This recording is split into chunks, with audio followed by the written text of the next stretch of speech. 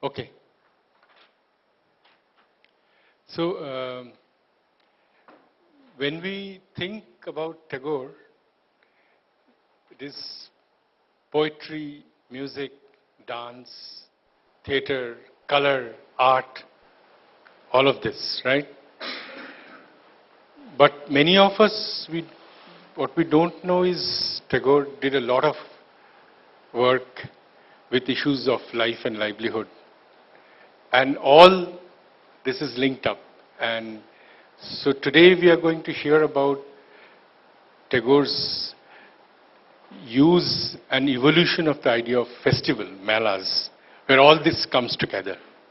So without much ado, I will quickly introduce the speakers. So we have Professor Amrit from English Department of Visva-Bharati. He has been researching on this topic for some time. We have Sankar Datta. He has been a student in Shantiniketan, mid-60s to mid-70s, sort of my generation. And we have Sumandro, who has been a student in Shantiniketan in 1990 and 2000.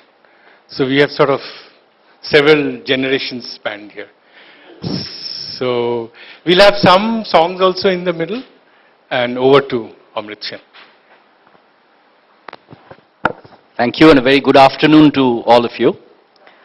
As you can see, I teach English at the Department of English at Visva-Bharati, but my interests range widely from travel writing to anthropology and the study of the festival. I've been working on Rabindranath's travel writings and his conceptualization of the festival for some time. And when a team from Azim Premji University came over to Shantiniketan and we were discussing with Professor Ashok Sarkar, I felt that there were numerous points of overlap between our two institutions. And when some of the programs that your university is bringing out to a large number of blocks in various parts of the country came to my attention, I thought maybe we could have an interaction where I could talk about Rabindranath's idea of the festival and see how, in turn, you are trying to put it into praxis in your fields of action. And thereby we could have a dialogue to see how relevant these ideas are, or what are the fissures and what are the gaps in Rabindranath's ideas which a present Indian context needs to address. Right, so I'll quickly move across the slides, give you some music. Rabindranath actually designed a large number of songs specifically for these festivals. So that would then again lead me to some other questions. And I'd like to, at the end of the presentation, put forward a few questions to Shankarda and Riju and to you also to see how these ideas can be applied, or whether you are applying them, or what you think about these ideas in your context. As I was talking to Surajitda yesterday, I have this information that this university is also thinking on those same lines for organizing a mela. What do we expect from that mela? What can we bring to that mela? How do we conceive of it? Right. So I'll quickly go through some of the issues that I talk about. Well, this is the last slide. Right. It's gone in a reverse order, I guess. From the beginning. Could you escape? Well, you've taken away my thunder, actually. Right. Anyways, right. Right. The theorization, of course, comes from anthropology and Jean Duvignod. Duvignod's thesis about this collective effervescence as the supreme moment of solidarity of the collective consciousness within the whole social body that shares the commonality of experience. And he talks about two kinds of orders, the symbolic order and the social order, which can seamlessly then merge into the concept of the festival. And that these two orders are not opposed but diverse, they coexist but never clash with the social order. Now, I also have in mind the theorizations of Mikhail Bakhtin, of the carnival, and of course, Emil Durkheim. So holiday as well as the functionality of the festival at the same time. Right, next one, please. Now, Erich Fromm in 1955 made this very important point about the transformation of the atomistic into a communitarian society. And he talked about the role of the festival where we can sing together, walk together, dance together, and admire together. And we can be, even if we are a lonely member, we can be part of a lonely crowd, you know. So this concept of interaction that Fromm is also talking about. Right. Now, what does Rabindranath bring to this thesis? This is Swadeshi Samaj, one of the most pivotal essays that Tagore wrote, 1904, just on the eve of the partition. We was talking about Atma Shakti, or the concept of self-sufficiency. Rabindranath talks about the Mela as a very important moment in this generation of Atma Shakti, or improving the community from within. He says that Melas unite the wider world into our houses. The community forgets all its narrowness. Process of sharing and donating is its main occasion. And he says that it is in this Mela that you can not only bring these people together, but bring them with an attitude of openness. They open up easily. And when the community has suspended the plow and decided to holiday, it is time to come close to them. So he was seeking a moment of the Mela as a moment where there could be also a point of intervention. Next, please. And in Swadeshi Samaj, Rabindranath is actually talking for the new intelligentsia to use the fair space to engage the community to discuss about practical problems. Now, this he actually had practiced as early as 1896. I'll mention two Melas that he had organized. So, he talked about the Jatra, which is the local form of drama there, the Kirtan, the magic lantern, and such shows to create the possibility at revitalizing social contact, and very importantly, to counter dogma. Sriniketan used these Melas very often to bring messages to the people as well, a practice which is even now continued. The economic dimensions of such a festival are equally vital, as Rabindranath pointed out, to the idea of Atma Shakti and the Swadeshi Samaj, so that the product that was made indigenously could be exhibited, sold, and a forum could be generated for economic transaction. So this was his project of the constructive Swadeshi. Right. Next, please. Now, it is interesting that Rabindranath brings this system into his pedagogy. So it does not merely become a moment where he organizes it or Visva-Bharati organizes it, but it becomes an integral part of the calendar. Now, all of us speak about an academic calendar. I'm sure this university has one. Shantiniketan has a different calendar altogether. It is a calendar of the seasons. It is also a calendar of the festivals. And the entire university community was supposed to take part in these festivals. Rabindranath actually had a number of songs for this occasion, which were mostly choric. University students sang these songs, they participated in these festivals, and these festivals looked outside towards the community. So the community was not segregated from the university, it was invited into it. So it was a process of moving out to the community and inviting the community in. Next, please. Now, as you all know, there are three major ideas about Rabindranath's education: accommodating nature as part of daily life, sensitizing young minds to it. This is one of his primary projects at Shantiniketan. Very important also is this concept of joy of education. Anando, as Rabindranath would call it, abundance and surplus. He has been called the angel of surplus, Rabindranath was. And the praxis, and this we forget, that Rabindranath actually built Sriniketan as a praxis of education within the community with projects of rural reconstruction and the removal of the disconnect between the city and the village. We have Shankarda here, who has been a student and has been deeply influenced by this philosophy of the university as not isolated, but functioning as a facilitator between the intelligentsia and the community, something that Azim Premji University is committed to doing. Right, next one, please. Now, what were the kinds of festivals? The first kind of festival that Rabindranath designed was a festival that was directed at nationalism. The second was involving nature and aesthetics. And the third was where the community and the pedagogic were involved. Right. Next one, please. Now, these were the first experiments. 1898, the Bongio Pradeshik Sammelan, where Rabindranath speaks about the need of these fairs. And 1905 and 1907, he designed village fairs, the Katyayani Mela and the Rajeshwari Mela, which were largely taking place in East Bengal, which included songs, performances, exhibitions, and sales. Next, please. Now, an interesting moment came in 1905, at the point of partition, where Rabindranath celebrated Rakhi Bandhan, and where people tied Rakhis to their hands. It was celebrated as a day of non-cooking, and people marched in a procession with the Rakhi in their hands, singing the song of Bengal, as it were.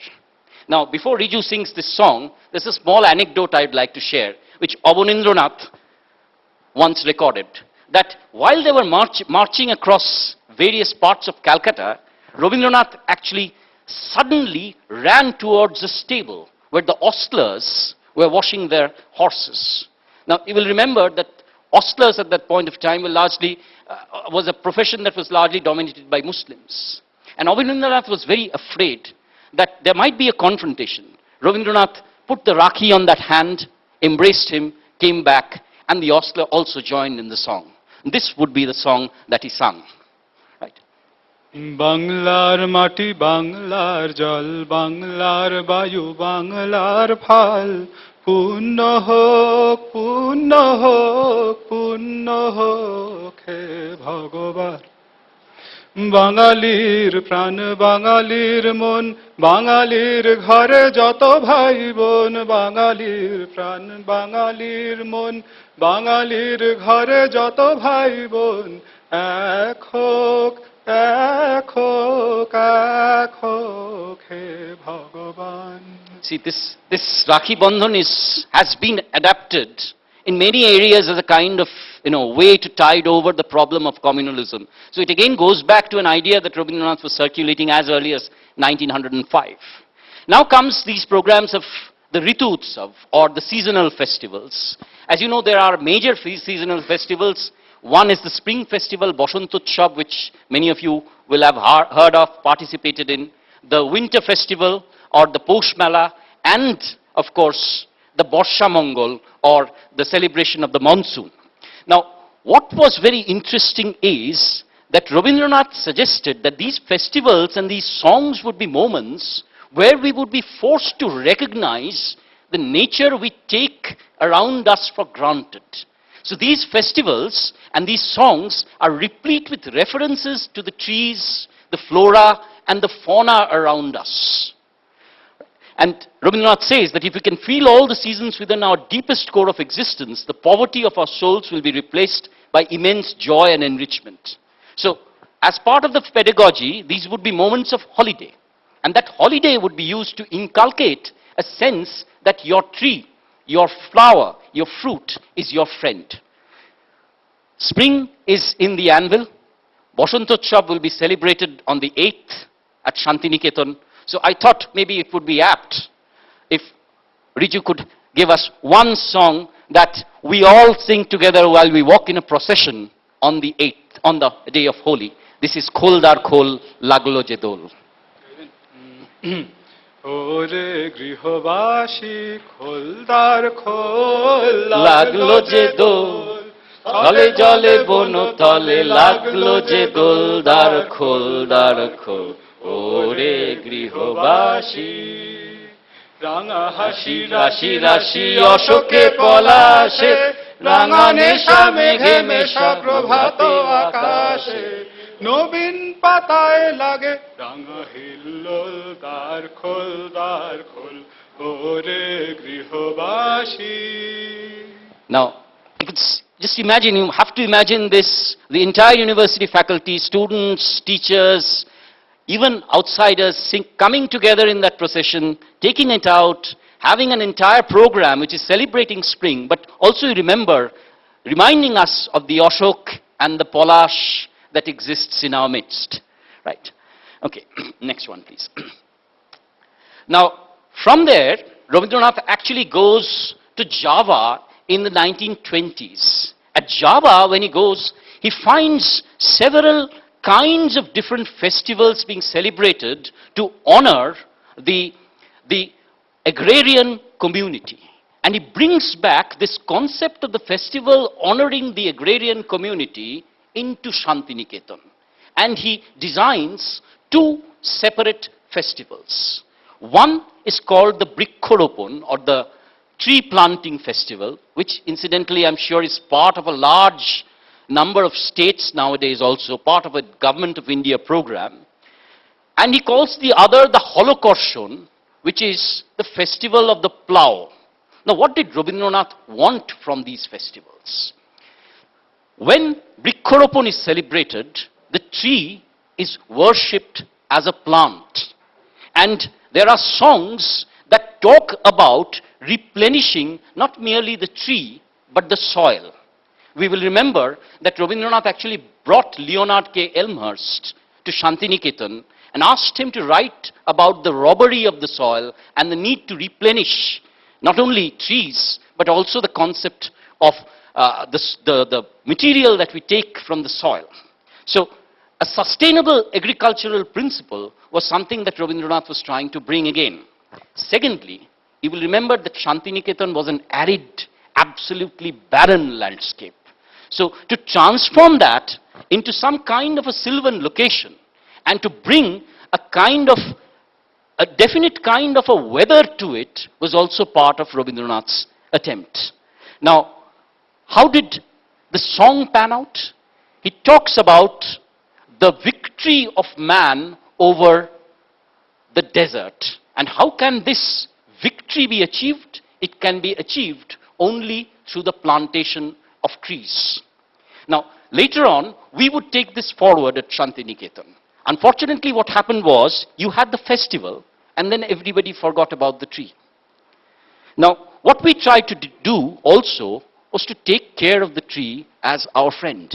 You know, students would be asked to look after the tree, to bring it up, and see if the tree could also be part of the family. Now, all of you, I'm sure many of you, not all of you, will be panning out to different parts of India. I think this is an idea that maybe can be also inculcated into the pedagogic practice. Now, let us hear this song, which talks about the victory of man and the tree as a facilitator of that victory. Moru Vijay. मोरु विजय रोके तन उड़ाओ हे शून्य उड़ाओ उड़ाओ हे प्रबल प्राण धुलिरे धन्य करो करुणार पुण्य धन्य करो हे प्रबल प्राण. The next festival that he designed was called Holokorshon, where the plough would be celebrated and where Rabindranath would invite people of the community, the local indigenous people who are called the Santals in Bengal. So I will also try to bring out an iconography of this festival in a mural that Nandalal Bose designed at Shantiniketan. So it would be a gathering of the university students who would take part in this procession, and also the indigenous population of the Santals who would be invited, the farmers of the region would be invited. Rabindranath himself pulled the plough, and his intention, as he wrote, was to bring back the sense of dignity in agriculture that we had lost. He said that very often the rural middle class Bengali refers to the farmer as Chasha, right? The farmer, the illiterate farmer. And he also sought the Holokorshon as a forum where newer technologies could be brought into agriculture. He did not only bring Elmhirst to Shantiniketan, Rabindranath was also the first to run a tractor in Bengal. He was the first to dig a deep tube well in that vicinity, and very importantly, set up a rural health center whereby malaria was, if not banished, largely cured from Shantiniketan. So this is the song that he designed for the Holokorshon. He talks about a return, Fire Chol Mati Ritane. I'm sorry, it's a return back to the concept of agriculture, which we had lost, the bond between the intelligentsia and the agriculturist, right? Fire chol matir tane. And I'm very glad that she's agreed to sing it for us.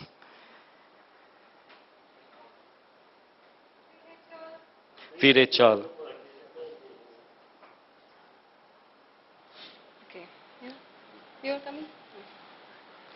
Fire chol, fire chol, fire chol matir tane, je matir achol pete ache. Mukher pane, fire chol, fire chol, fire chol matir tane, je mati achol pete ache. Mukher pane, fire chol. যার বুক ফেটেই প্রাণ উঠেছে হাসিতে যার ফুল ফুটেছে রে যার বুক ফেটেই প্রাণ উঠেছে হাসিতে যার ফুল ফুটেছে রে ডাক দিল যে গানে গানে ডাক দিল যে গানে গানে ফিরে চল ফিরে চল ফিরে চল মাটির টানে যে মাটি আঁচল পেতেছে আছে মুখের পানে. Thank you. If you could move on to the... So, you see, all these songs are choric songs. They're not sung by individual singers. They're sung by the entire community of students, teachers, participants together. So he was trying to bring this sense of teamwork, the sense of bonding between the community and the university. And once again, bring in the factor of the aesthetic, the fun and the anando, that agriculture was not merely a drudgery, that learning agriculture was not something which was, something of less dignified, and the entire process was couched, was surrounded by this immense sense of joy and creativity that Rabindranath talked about. Now, let me show you a few pictures here of what the university would look like at these points of time. This is a rather familiar picture. Incidentally, you can see Indira Gandhi there taking part in one of the earliest Basantotsav at Shantiniketan. Right, Indira Gandhi is there. Right. Now, if you can move to the next. Now, this is, again, Shantiniketan's modern Basantotsav. Now, if you look at these costumes, I am sorry, I'm not wearing the traditional Shantiniketan garb, which would be a simple white pajama and the Punjabi, where the women there would use only ornaments made of flowers. Right? So it was entirely marked by simplicity. The batik would be worn, which Rabindranath had brought from Java, and there would be a simplicity and aestheticism and an involvement of nature once again. Now, it's very great irony that now 2 lakh people descend on Shantiniketan and all our polash flowers are as a result destroyed. So we have had to request people not to use flowers during these programs. Ironic. Our festival has now become a spectacle. But then again, that's commercialization. Next one, please. This would be the rural fair, the Posh Mela, now which is a large fair which invites almost anything from automobile makers to, snazzy brands. This would be one of the first 5 pictures. You can see pots, ornaments, household items being sold, and you can see how the rural community would flock to these fairs at that one occasion where they could get hold of these items at a reduced price. Next. This is a very rare archival picture. This is the holocaution that I was talking about. And you can see there Rabindranath himself pulling the plow. Right? He would actually take part whenever he was physically capable of it in all these programs. And until a very, very recent time, actually vice-chancellors and important officials of the universities were expected to be part of these programs. So it was not just, Shilpo Shodhan taking part in it, it was the entire university. Next one, please. Now this is the iconography that I was talking about. This is a mural by Nandalal Bose, the celebrated artist. You can see here, this is Bidushekhar Shastri, who is reciting the stotras. And Rabindranath asked him to design special mantras for these programs. You can see the plough festival. You can see Tagore there actually pulling the plough. Right, next one please. And if you look at this one, there is Rabindranath. On his right side, you can see the indigenous people who have brought the offerings to this festival. And you can then see the Shantiniketan students and the community also taking part in the festival. Now, this would be sometime around 1927. And Nandalal's entire mural embodies this concept within that iconography. Next one, please. So you can see the Santals there actively taking part in the festival. It's this way in which the university could reach out. Next one, please. This is the Brikkhoropan. This is actually a Navabarsha Utsav, but you can see how Rabindranath is actually reading out a poem and singing about the tree which is kept in the middle. So the human becomes the divine, the natural becomes the divine, and the divine becomes the natural in Tagore's philosophy. Right, next one, please. This is another one. You can see Rabindranath actually, this is taken just a year before his death, in fact. Each and every program Rabindranath would attend, and he once wrote to Pratima Devi, this plant is a very fortunate plant. It is blessed by so many people. Right, next. Now, I'd like to conclude with one festival that is very dear to my own heart, and that is Ananda Bajar. 1915, Rabindranath sort of initiated this festival.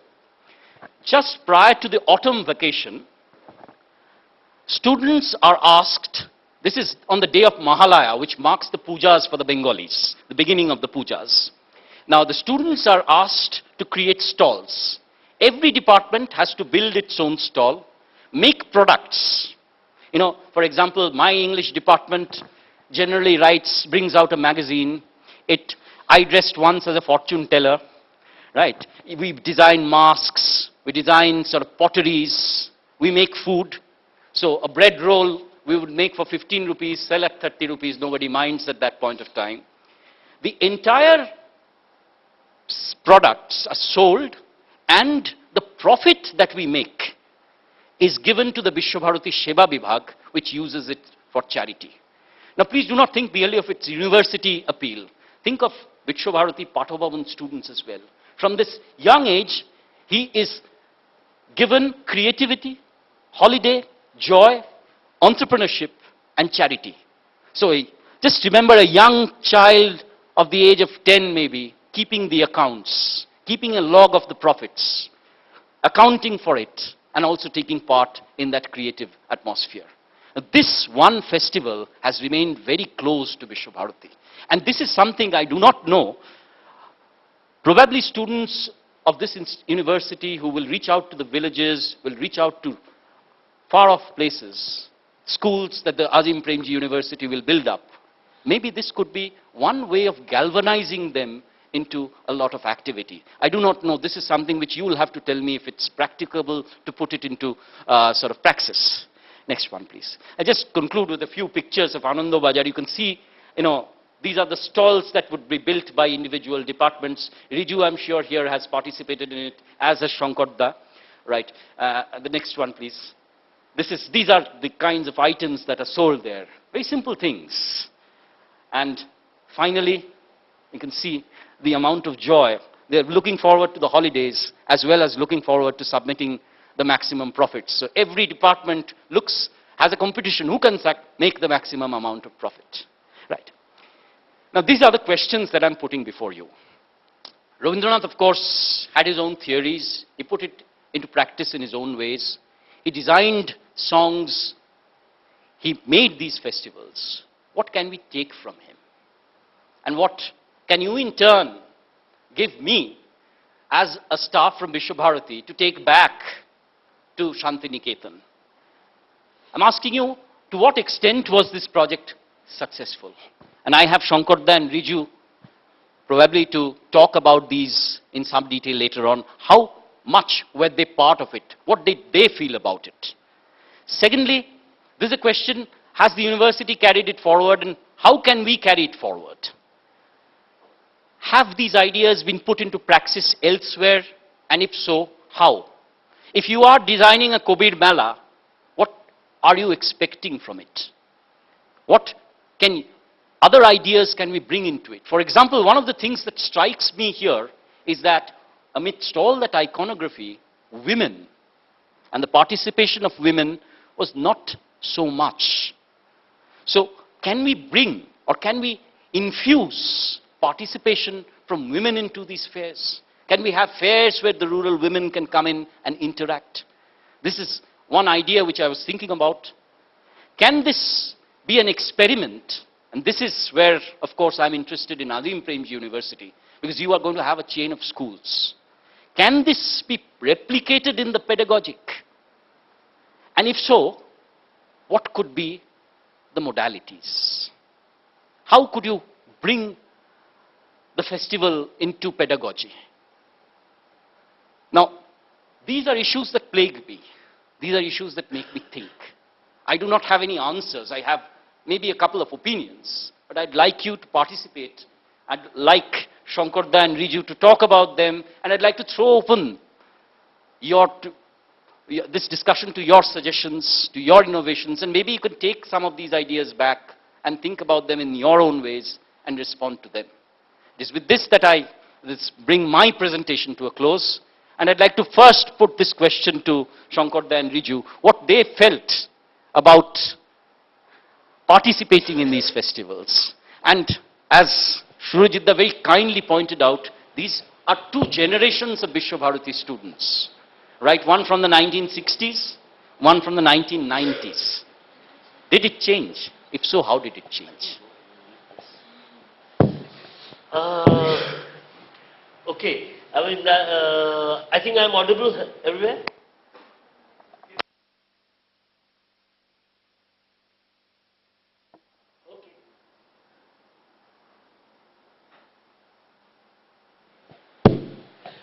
Okay. Till yesterday, or not actually yesterday, last week, I never thought of Mela as a pedagogy. We have been part of it, we have enjoyed it, we have done various things, but only when correspondence started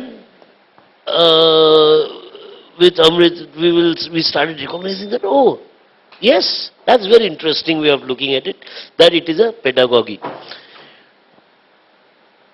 Which has left very interesting and deep-rooted marks in many of us. Okay. Not consciously, I have not thought of it consciously till yesterday, that's what I'm saying. But actually, we have used, I have been working in the field of rural development for last 30 years. So I have been in touch with variety of institutions. We have used Mela for multiple purposes. I didn't think that the Rabindranath had left that mark on us, but possibly yes. We have used Mela for variety of purposes, like one thing which we have now become, the basics has now become quite popular about is the employment Mela. Okay. Where we actually organized, we started doing it in 2008 in Rajasthan. Actually, the state employment mission had given us an assignment that was we have to find some way of doing employment of these unemployed youth, something should be done. So we said, okay, why don't we do a Mela of unemployed youth? So we invited potential employers, we invited potential job seekers, we also invited some of the bankers, government officers, and actually stirred up a whole festive mood there. Newspaper people came and all sorts of people. So, actually at the end of the 2-day Mela, there were 700 people who had got their jobs. Okay? And of course, the next day newspapers were full with it, and the Chief Minister's attention was attracted to it, and she said that, okay, why don't you do it in a few more places? So, since 2008, we have been doing it in several places now. And this year, there is a target of doing it in every district of Rajasthan, one employment Mela. But actually, this is, we haven't thought of it that way, but it is actually using Mela as a functional process. Okay? It's a functional process that we have designed. We have done the same thing also, not only with employment, we do a similar thing about the livelihood promotion organizations.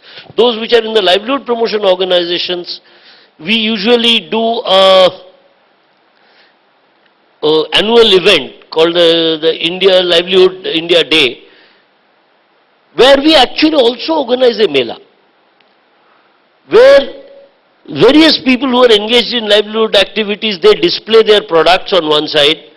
On the other side, there are some cultural activities going on. On some side, there is a lecture that keeps happening.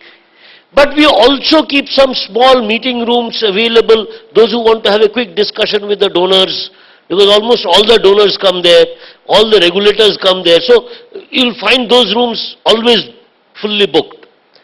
But again, I think the basic spirit is of a Mela.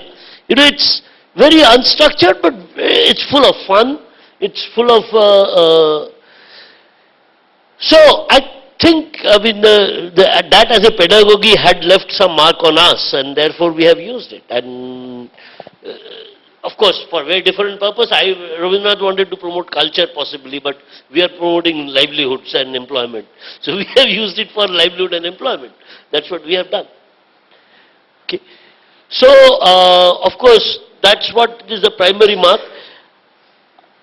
Just the other thing I wanted to just leave a mark on, one of the things that has left very serious mark on us was this Anandavela that he talked about. Anandavela was one of the programs, but our time there was no departmental shop. It used to be all by students, and we used to do all sorts of things and come up with very creative ideas and very interesting products, interesting things used to be sold, food. I remember one of our seniors, actually Ashokda's batchmate, so Pusri batch senior, he came up with a very interesting shop. I wanted to mention that. In that shop, the name of the shop was Elo Jello, but there was a menu card in which all sorts of funny things were written. So you could order for a bolaka, you could order for a Rajunigandha, but once you order for that, something will land up on your table which you don't have, you had no clues of. It could be just a fuchka. Okay. So you ordered for Rajunigandha and got a plate of fuchka. You never expected it. But we as children used to come up with those kind of very interesting ideas which made it very attractive. And it used to be a full of fun event. We used to all enjoy it thoroughly. I don't know how it has changed. Possibly you should talk about that. Okay. Two disclaimers kind of, okay. So the first is after the wonderful presentation by Amrit and then Sankar was talking about their wonderful Hello shops. I feel it's my responsibility to de-spectacleize Pathabhavan and Shantiniketan a bit, okay. So that's first disclaimer. Second disclaimer is I fortunately or unfortunately come from a family where both my parents teach in this wonderful school. So pedagogy and curriculum are roughly the major topic of discussion during dinner and post-dinner, okay? When the family gets together. So that's one of the reasons why I stayed away from anything pedagogic or educational, okay?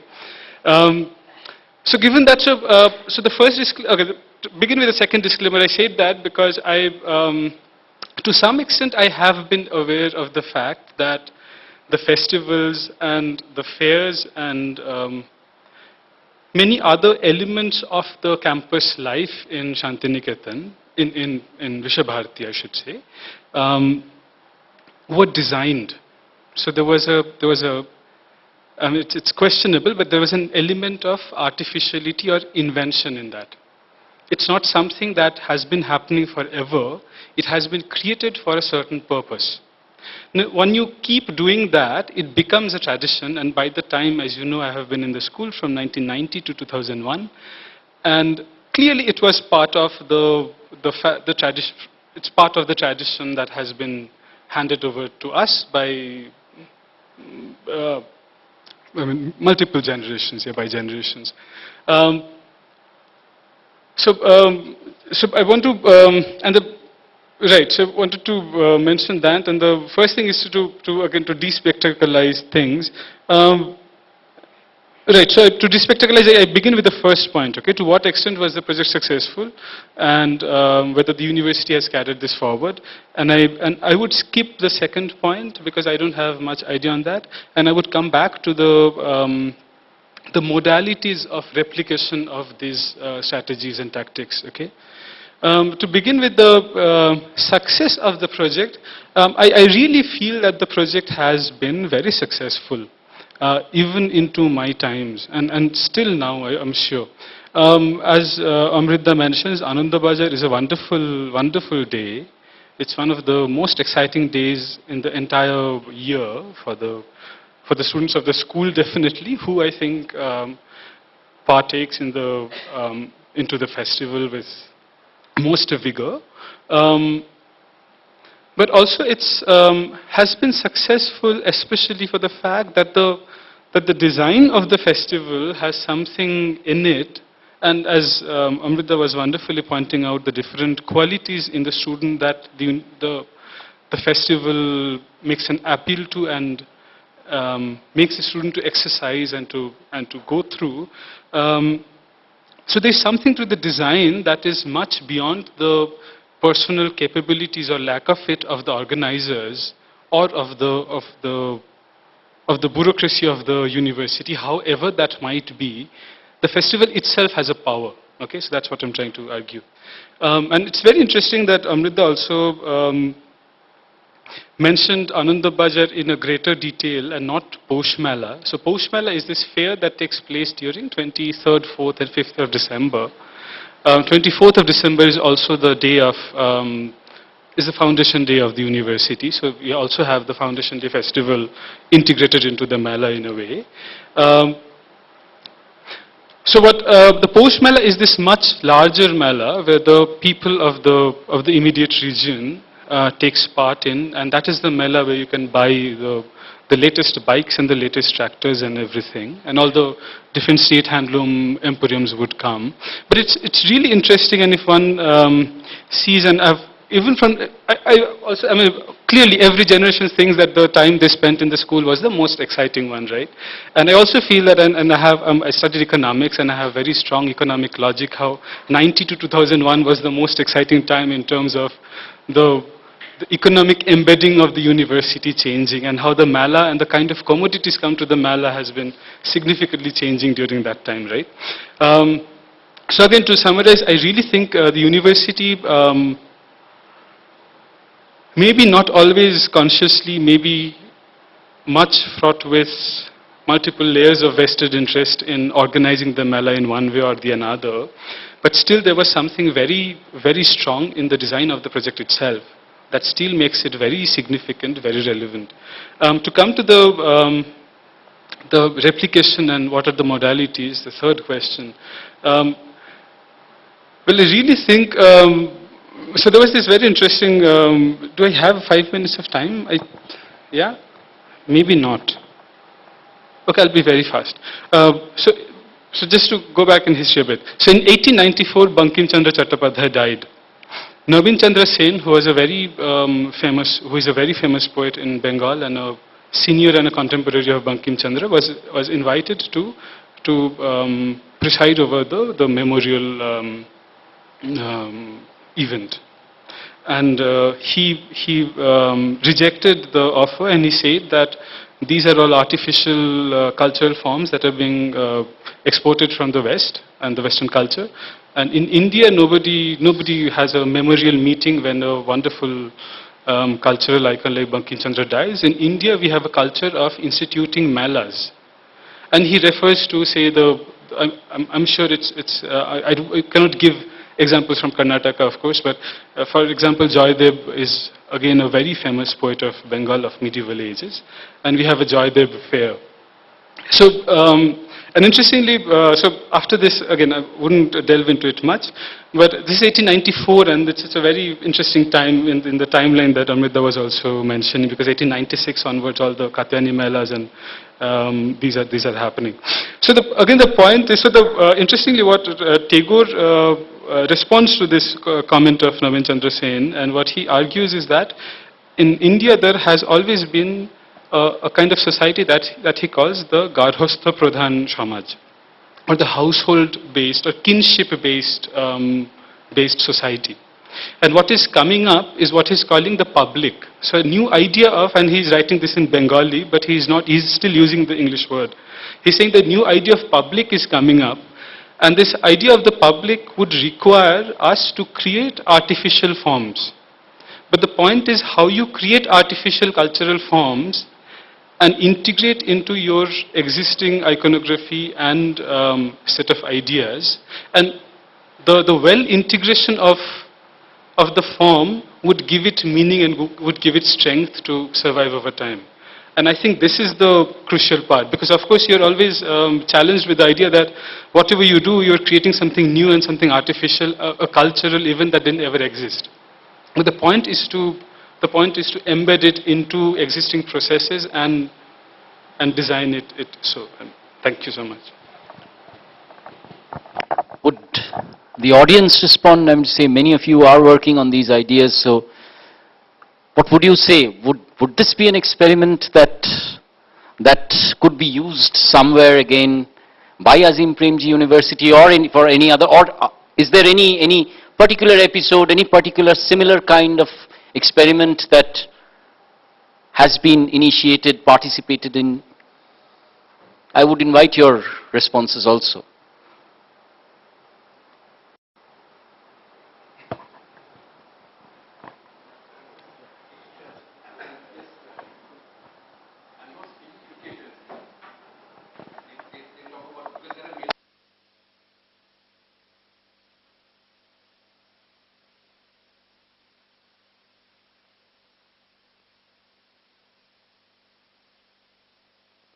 Can one have a Mela like this successful without the presence of some kind of a Gurudev figure?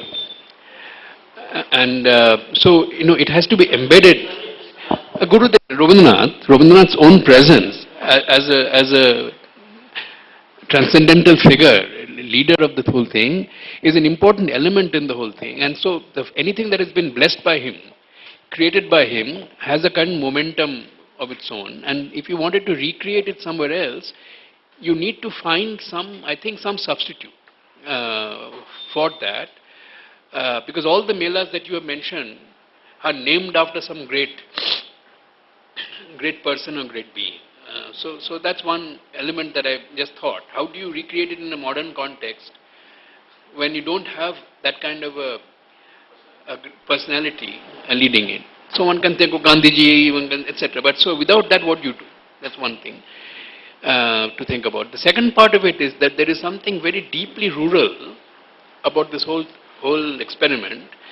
And so in other words, that it is able to, you capitalize and utilize the embedded value of the rural community, which is already has a structure and people know each other and so on and so forth, which itself is changing, I think, even in the rural areas. But at least that base is there. So such a thing, I suppose many of these aspects that you showed can only be done in rural contexts. But we have a real challenge in the urban thing, because that's where more and more people are living. And so how does one actually create a mela that is concept that is vibrant in this concept? Now you will see, and probably agree with me, what has happened to Durga Puja over time in Calcutta. I mean, I haven't seen it with my own eyes, but I can fully imagine what has happened, because I haven't seen it for recent years. But the main point is that it has become such a commercial, and this whole spiritual content of it has totally disappeared. So if you're trying to do a mela right now, you got to fight against this materialism and the whole commercial kind of a thing that will distort the spiritual content of the Mela. And so that is another challenge. What would be an ennobling concept which in our own time, which carries with it some kind of a purificatory, uplifting quality at a time when the dead weight of materialism is just pressing us down. I mean, obviously it's a terribly interesting thing to do, and there are places that there are normal natural festivals in other countries. I mean, for example, in Silicon Valley, you have in some of the universities you have Mayfair and this, that, and the other, and so some cycles are celebrated, and that will always be a part of human this thing. But I guess what I'm saying is that it's a tremendous idea. It probably can be done in the rural areas. Some experiments in using children, Balsod Mela it's called, is being done by Azim Premji Foundation. But in a broader context, in an urban reality, without the guru figure, how do we go about it? That's the question I wanted to raise. Can I respond to that question? Actually, my data says the other way around. Okay, the few melas that we have created, they have become quite okay, and all of them have been done without any Gurudev. But I think the biggest element in a mela design, which actually none of us have really talked about, is it combines a commercial interest with fun element. If there was no sales in a mela, if it was just an exhibition, then its continuity will require somebody to keep pushing it. But the internal spark of that mela is that entrepreneur is sitting there and trying to make some quick money. He will come back next year if he has made money. And he will try to make his product so that the people buy it. And so there is a entrepreneurial cycle which is the engine of mela. But what the Tagore and others have been able to do it is mount the other interest, which is the cultural interest in his case, or employment interest in my case, or a funding agency interest in some of our case, onto that spirit. So in that also there is somebody who is making money, and we have added the extra mileage out of that. And this, I think, is also possible in the urban context. In the sense, there is one mela which happens in Hyderabad. They call it industrial mela. And that industrial mela is increasing day by day. Every year it's becoming bigger. But, and actually after I see some of them, I mean, the Shantiniketan mela looks a small thing for them. Last year there were some 7,000 stalls which participated in that. Okay. Now, and everybody, starting from the Eicher motors and tractors and Mahindra tractors, down to some iron plates and stoves, all of that come there. So there is this combination of mixing. If that can be designed and that can be used as an engine, I think that will make a lot of sense. I think, even at Visva-Bharati, there were festivals which were designed after Rabindranath. One which I did not mention was Shilpotsav. So it continued. But to come back to your second question, which I thought was a very valid one, I would refer to one fair which was organized by the Don Bosco School in Calcutta, which tried to replicate this concept of the Anando Bazaar inside their own school ground, and once again kept the intention of charity at the back of their minds. You've mentioned Hyderabad. There are Vidyasagar Melas in Calcutta again, where handicrafts are brought in, where the element of culture is also an integral part of that Mela. There are numerous such Melas in almost every district town of Bengal right now. I once went to a Purulia Mela, where, you see, it was happening on a hilltop. We had 3 stages, where, on one side there was something like folk dance going on, the other side there were Hindi films songs being played, and the other side was reserved for Visva-Bharati's programs, which I had gone for. And in the middle, on one side there were stalls which were selling all kinds of things. So I think they can be done, but how they can be done is a question that I am looking at. How can we design that, as Shankarda said, to accommodate the financial interest, but see that itself does not run away with the concept of the fair, that it can... That's the risk, that when you're inflating the commercial interest, they might run away with the work. But sir, I am interested, you mentioned the Bal Shodh Mela organized by the Azim Premji school. What would that involve? I'm saying.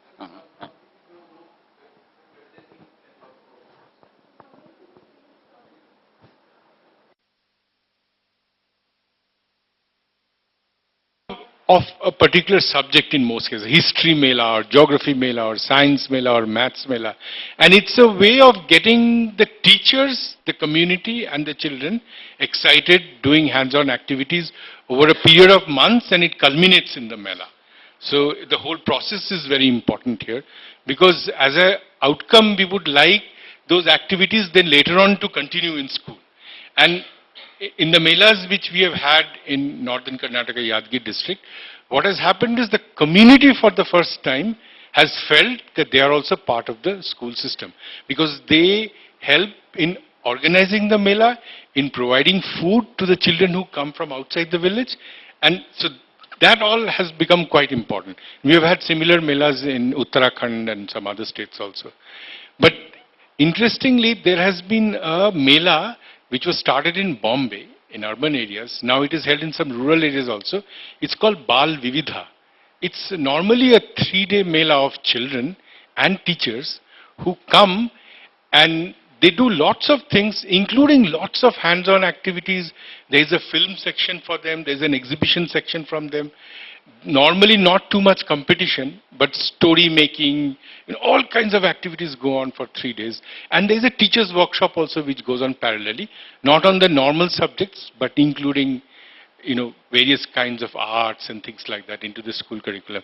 So that has been held now in various parts of India. It started in Bombay, but in Gujarat villages also it has been held. Calcutta also it has started in the last 4 or 5 years. So those kind of melas are quite interesting. There is a singing and dancing section also, the culture.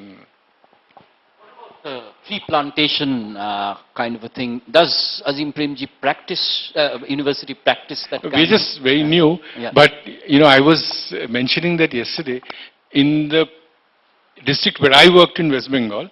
So we used to celebrate this Brickharopan, you plant trees. But when we do it in the villages and we do what we make a nursery and we distribute free trees, in many cases these trees die after some time. So what we did was we had a follow-up day, which we selected as Jagdish Chandra Bose's birthday. So on that day, all the children will go around inspecting how the trees are doing, and whichever household was not keeping the tree properly, they'll go and clean it up, and the people will feel very, shamed. And so no, we'll do it. So the children will. So this has become a routine in that area. So you give trees, they are planted, and then after 2 months, you go around visiting and inspecting whether the trees are doing well. So this is an added twist. Speaking about the Kabir Mela, which... so this year I think Azim Premji Foundation is going to celebrate 2 Kabir Melas in Uttarakhand and in Rajasthan. And we are all supposed to pitch in and give ideas as to what is going to happen there. One of our main focus is going to be education. So how to bring in teachers and children and what kind of things to do. So Kabir is going to be the theme, but also bring in education there and do activities. So that is why interaction with you people at Visva-Bharati is also important. What can we learn from that and incorporate here?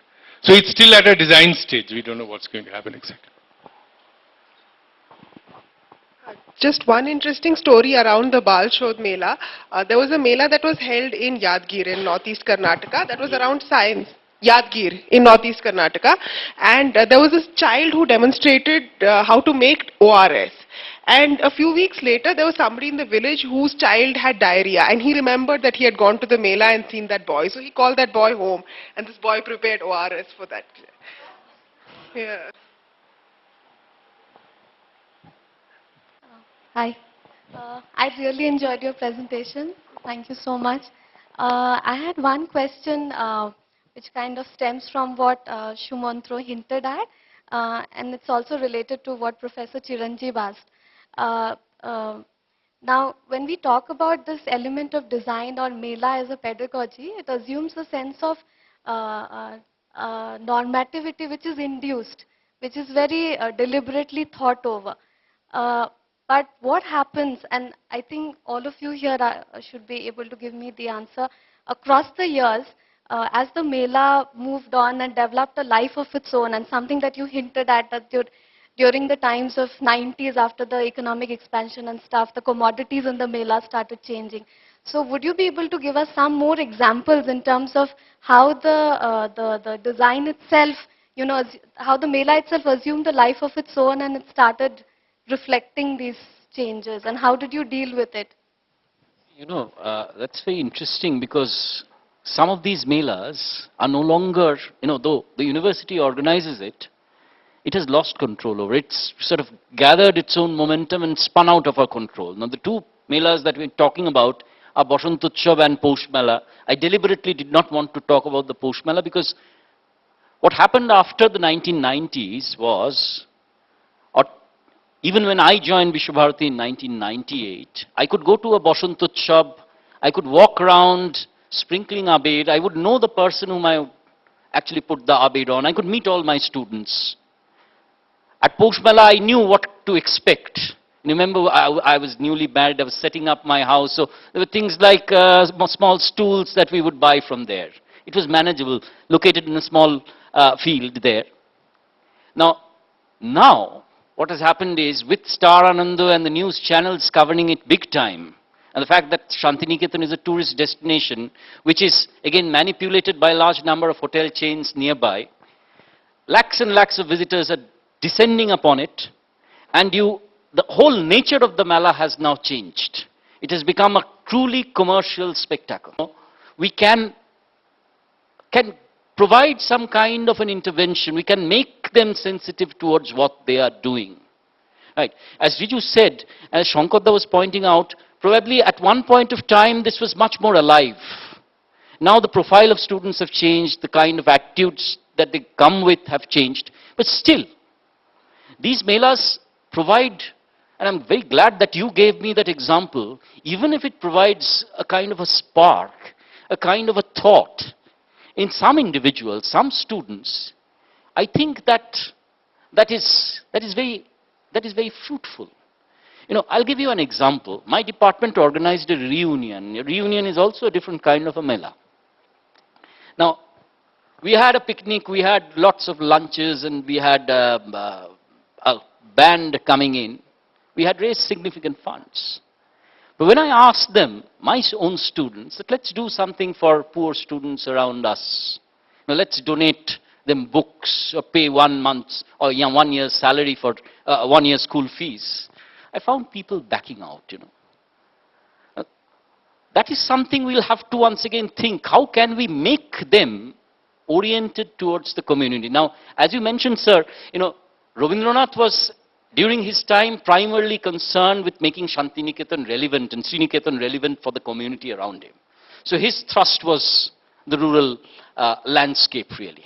But our challenge, I guess, is to make these melas relevant.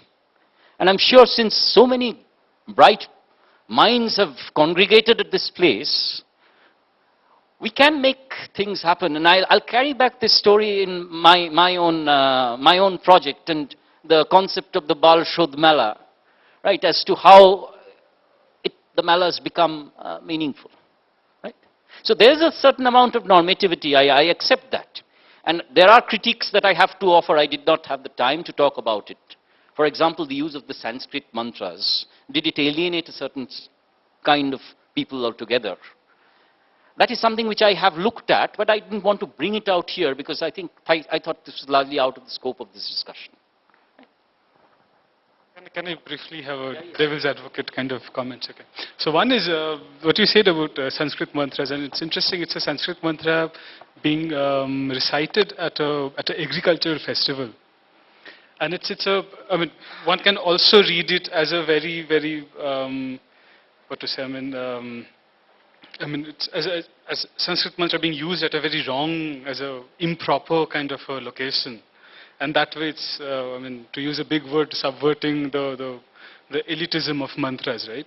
Okay, that apart. The thing about normativity, and I think it's, to some extent I was trying to provoke the very same thing, that the mala has to be normative. There is no escape from it. You cannot be too anxious about it. One has to be open about it and has to use it as a pragmatic, strategy. That's one thing.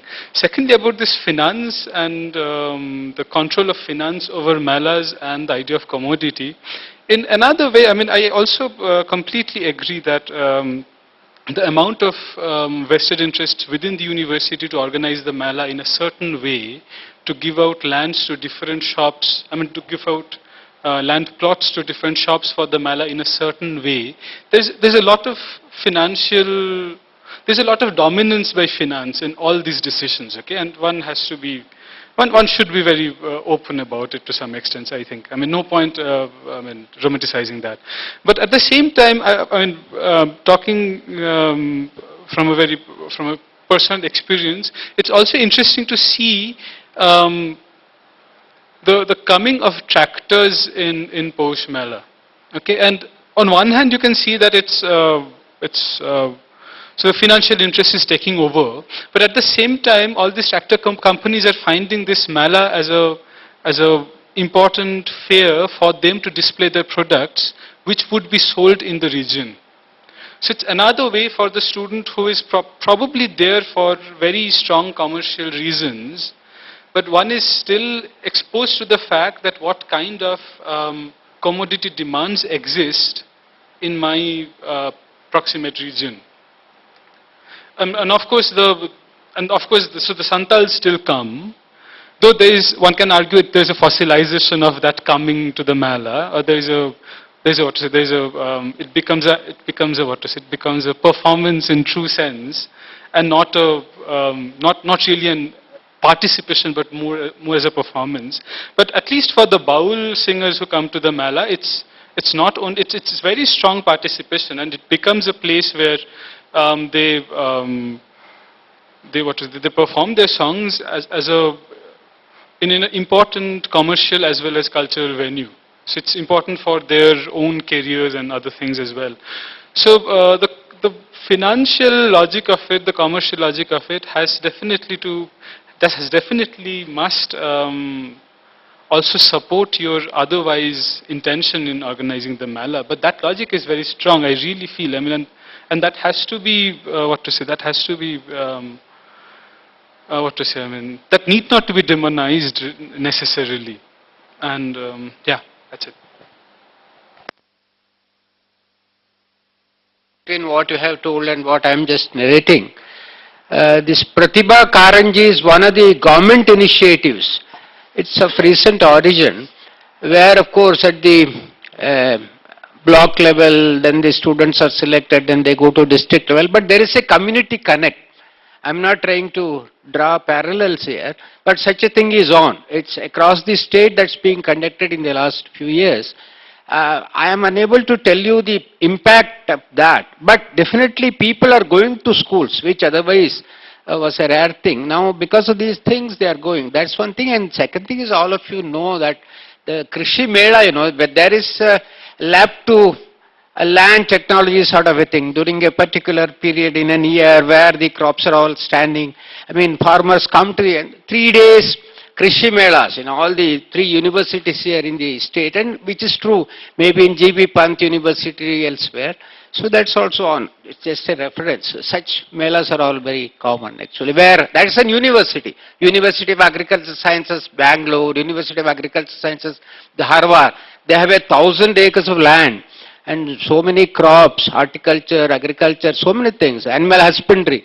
And that it's all, for the farmers, they come, visit and take a lot of inputs. And they purchase also, which you have been referring, or Ms. Shankar has referred. All those things are on. Sorry, a very short comment, but just to bring back the discussion to somewhere else, what I think was very, again talking from a personal experience, what was very interesting in the kind of fairs that took place and takes place in Shantiniketan is the participation of the students. Melas do take place everywhere, but what was very, and where the pedagogy part and the education part comes back is... I wanted to bring that in, as to from the very basic level, can that be sort of made into a kind of a program which could then, we could innovate. And I speak here at this place, because this is once again a place which is talking about taking education from the school to the university. So maybe we could ponder on these and find out how these innovations can take place. So I think we've run out of time. So thanks a lot, Professor Amrit and Sankar, Datta and Riju. And we'll keep in touch as we design our melas and see what we can develop from there. Thank you very much for coming. Thank you for this opportunity.